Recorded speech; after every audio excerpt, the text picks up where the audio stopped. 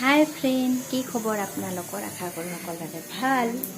স্বাগতম জনাইছোঁ মোৰ অন্য এটা ভিডিঅ'লৈ। আজি মই এটা শুকান মাছৰ ৰেচিপি বনাম, চাটনি মানে কেনেকৈ বনাওঁ আৰু আপোনালোকক দেখুৱাম। তেতিয়াহ'লে ভিডিঅ'টো চাই থাকিব সম্পূৰ্ণলৈ। ইফালে মই অলপমান বাহিৰত আহিছোঁ, এতিয়া মই অলপ পিছতে বনাম। ইফালে দেখিছেনে এই গছটো মনি প্লাণ্টৰ, মই যে আগটো কাটি দিছিলোঁ, ইপিনে এটি ধুনীয়াকৈ এটা ডাল ওলাই গৈছে, দেখিবলৈ ভাল লগা হৈছে।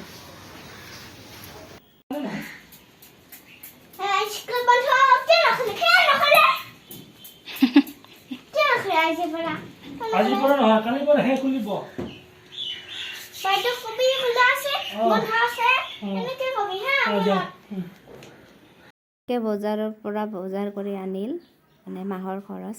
এইপিনে তাই কৈ আছে মোৰ কাৰণে কিয় ছাতি অনা নাই, স্কুলত যাওঁ মই, মানে বহুত দিন হ'লে স্কুলত যোৱা নাই।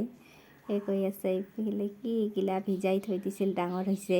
তাইৰ বিৰাট ফূৰ্তি। তাইৰ শুকান মাছৰ চাটনি বনাবলৈ আমাক লাগিব এনেকুৱা বাবলি চুটকি বুলি কয়, বজাৰত পায় এনেকুৱা লম্বা লম্বা। ঘৰত শুকান মাছ থাকিলেও বনোৱা যায়, মানে ঘৰত শুকান মাছ নাই, বহুত দিন হ'লে কিনি আনিছে বজাৰৰ পৰা। তাৰপিছত থাকিব ইফালে বিলাহী, এইখিনি মই আদা নহৰু জ্বালা এইখিনি মই মিক্সিত পিহি ল'ম। মান ধনিয়া এইখিনি মই যোগাৰ কৰি ল'ম আগতে।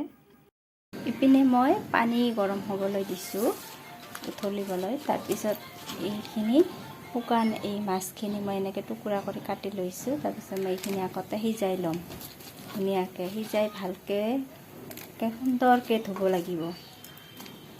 মই ভালকৈ ধোৱাৰ পিছত মানে ভালকৈ উঠাৰ পাছত ধুনীয়াকৈ ধুই লৈছোঁ। ধুই মাছখিনি ভাঙিয়ে গৈছে। তাৰপিছত তেলটো গৰম হোৱাৰ পিছত মই ইয়াতে মাছখিনি অলপ ভাজি ল'ম।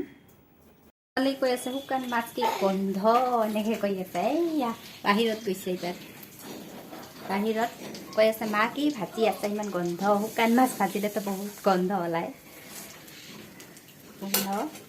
তাৰপিছত এইবাৰ এইখিনি বিলাহীখিনি ইয়াতে মই দি দিম মাছৰ লগত। আনি খাবা একেলগে এনেকৈ ভাজিম। কি চাবা? মাছৰ গোন্ধ। মাংস নেকি? মাছৰ গোন্ধ। গন্ধ বেয়া পোৱা আৰু গন্ধ বাঢ়িছে এতিয়া। আনা পানী দি বা নিজে মানে ফিল্টাৰৰ পৰা পানী লৈ খাব ওলাইছে। এইফালে এইখিনি মই ভাজি জলকীয়া আৰু পিঁয়াজ গোটেইখিনি মই ঢালি দি দিম। চন্দনৰ গুটি ধুনীয়াকৈ আৰু একেলগে মিহলাই ভাজিম। আৰু এইখিনি নোহোৱালৈকে ভালকৈ জুইত মানে গেছৰ এই জুইটো একেবাৰে কমকৈ দি এনেকৈ অলপ ভাজি থাকিব লাগিব ধুনীয়াকৈ। শুকান মাছখিনি মই এনেকৈ ভাজি ল'লোঁ। এইখিনি চাটনিৰ দৰে লাগে খাবলৈ, কাৰণ ইয়াতে মান ধনিয়া দিছোঁ, গোন্ধটোও নাপায়। যেতিয়া আমি বনাই থাকোঁ তেতিয়া গোন্ধ ওলায়, কিন্তু খাবলৈ কিন্তু গোন্ধ নাপায়। এনেকৈ বনাই খালে বহুত টেষ্টি হয়।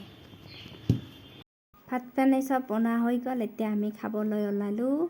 এইপিনে দালি, এই ডিমা সিদ্ধ, মাইনা ভাল পায় কাৰণ মাইনাটো শুকান মাছৰ চাটনি নাখায়। খোৱা লোৱা আজৰি হোৱাৰ পিছত মই কাপোৰখিনি নিবলৈ আহিছোঁ। হাজবেণ্ডে কৈ আছে অলপ বজাৰত যাওঁ, আৰু ময়ো কৈ আছোঁ মানে কিবা বস্তু অলপ আনিব লগা আছে। মাইনাৰো ঔষধ কিবা আনিব আছিল, হোমিঅ' ঔষধ, আৰু কাপোৰখিনি লৈ থৈ আমি এইবাৰ অলপ বাহিৰৰ ফালে যাম। ইমানটো ঘৰত থাকিব, কাৰণ আজি হাজবেণ্ড ঘৰতে আছে। অলপ ওলাই যাম, ঘৰৰ কিবা টুকটাক বস্তু নিবলৈ আছে, আনিবলৈ। ইপিনে মই তাইক ওলাই দিলোঁ, তাই মানে যাব পাই ক'ৰবাত ফুৰিব যায়, মানে বহুত তাই মানে ফূৰ্তি লাগে, যাব পাই আছে সদায়, খালি এনেকৈ ফুৰিব পালে ভাল পায়।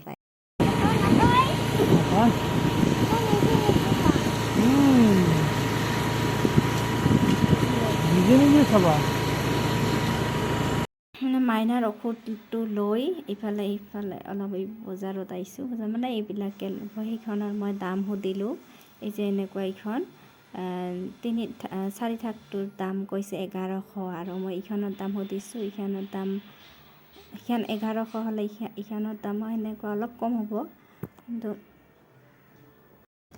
দাম শুনিয়ে মানে মই ইমান দাম বাপৰে এতিয়া লোৱা নহ'ব পিছত পাৰিলে ল'ব লাগিব আহি মই হাত ভৰি ধুই এইবাৰ আপোনালোক মই বস্তুখিনি দেখাম কি আনিলোঁ দেখা পাল আনিলোঁ এইটো ঘৰ মোচা